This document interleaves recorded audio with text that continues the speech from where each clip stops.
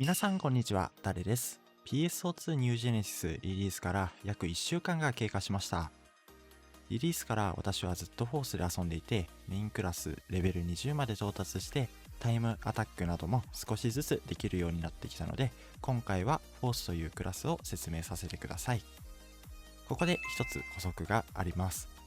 自分はロットメインで使用していて、タリスのスキル取得していないため、今回の動画では説明を省かせていただきます。あくまでもフォースのロット解説動画としてご覧いただけたら幸いです。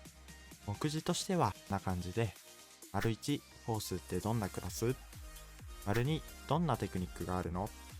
?3、フォースのスキルが詳しく知りたい。4、おすすめのスキルツリー。5、おすすめのサブクラス。この順番で説明していきます。概要欄にタイムスタンプを記載しておりますので、これだけ知りたいという方は概要欄から見たい項目までスキップしてください。武器はロットとタリスを使用できて、遠距離からテクニックによる攻撃で属性ダウンを積極的に狙うことができるクラスです。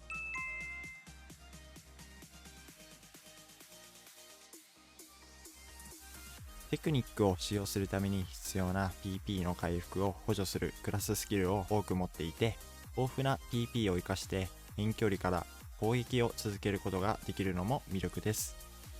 ただ、基本同じテクニックを連打する戦い方になることが多く、近接触と比べるとアクロバティックではないため、地味な絵になることが多いです。あとは、単体火力の低さや耐久力の低さなど、今の段階だとちょっと辛いなと思う部分もあるクラスになっていますが、サブクラスで少し改善できます。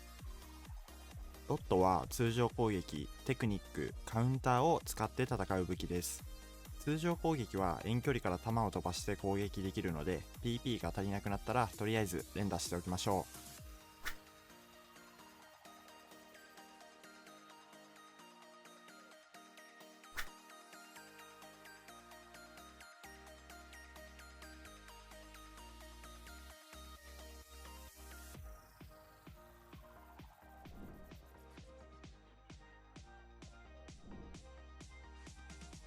現状 PSO2NGS で実装されているテクニックは全6種類あります。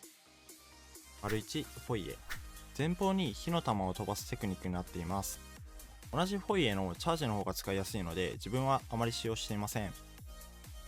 ロックオンをした敵周辺を巻き込む爆発攻撃です。範囲が結構広いので、集団戦で役立つテクニックとなっています。2、ギフォイエ。自身の周囲に炎の渦を発生させて攻撃するテクニックになっています。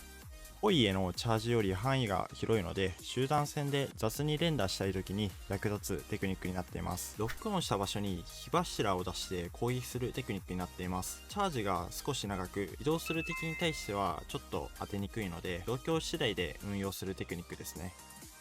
3、バータ。ロックオンした敵に氷の槍が突き刺さるテクニックになっています。後に紹介するフォースのスキルを取得した際に使う場面が多く、使用度が高いテクニックかなと思います。ノンチャージの方と挙動は同じで、チャージをすると敵に与えるダメージが高くなります。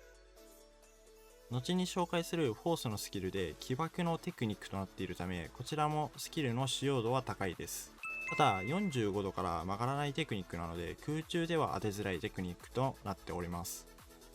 4、ギバータ。前方に扇状の氷を発生させて攻撃するテクニックになっています。自分はノンチャージの方はあまり使用することはないです。ノンチャージの方と挙動は同じで、チャージをすると敵に与えるダメージが高くなります。弱点が氷属性の敵が複数体いた場合に使用することが多いです。5、ゾンデ。ロックオンした敵に対して落雷で攻撃するテクニックです。後に紹介するフォースのスキルを取得した際に使う場面が多く、使用度が高いテクニックかなと思います。挙動はノンチャージと変わりませんが、チャージすることによってヒット回数が3回になります。自分は弱点の大型エネミーに対して雑に使用しています。6、ギゾンデ。自動で範囲内に入った敵を攻撃してくれるフィールドを生成することができるテクニックです。出しとくだけで火力がプラスできるので、自分はふと思い出した時に使用しています。自分の周辺に放電をして攻撃するテクニックです。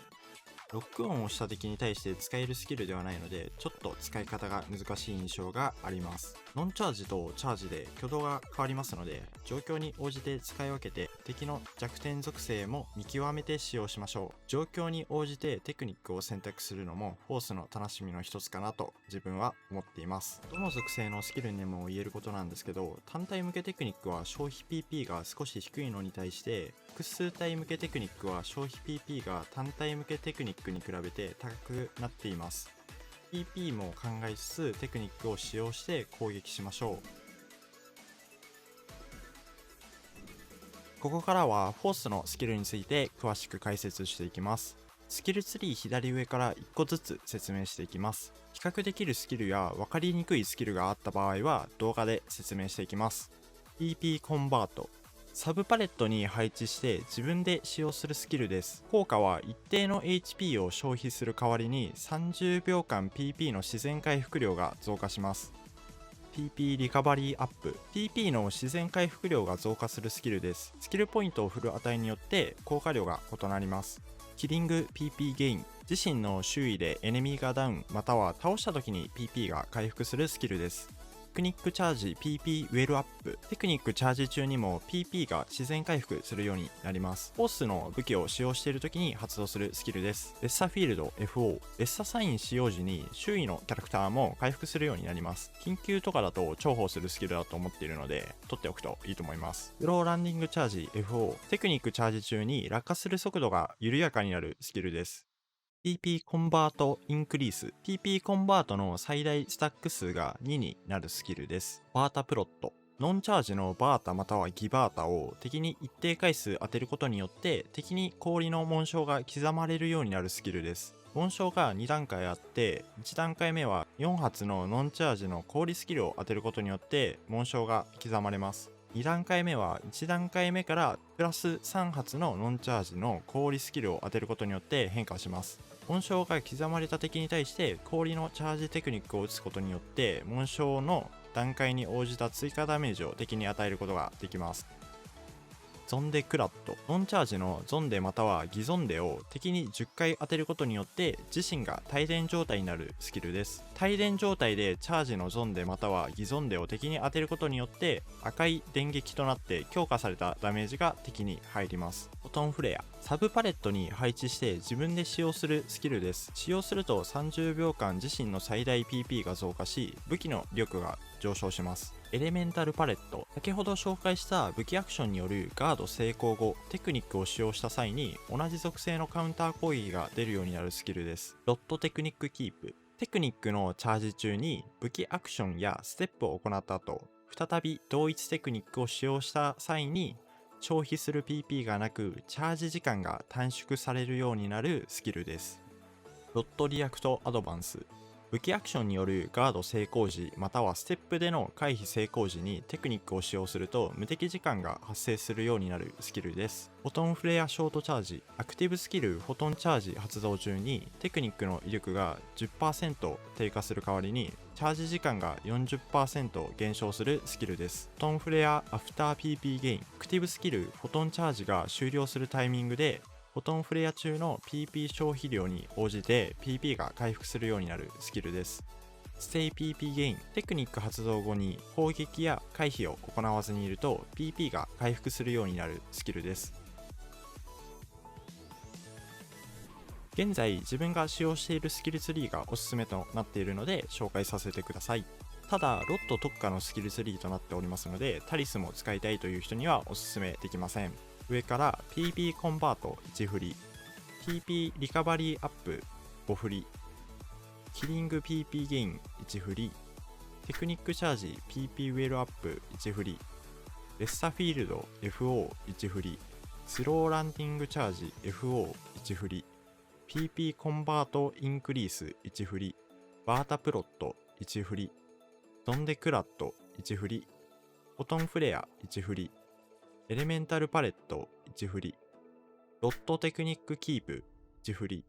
ロットリアクトアドバンス1振り、フォトンフレアショートチャージ1振り、フトンフレアアフター PP ゲイン1振り、ステイ PP ゲイン1振り、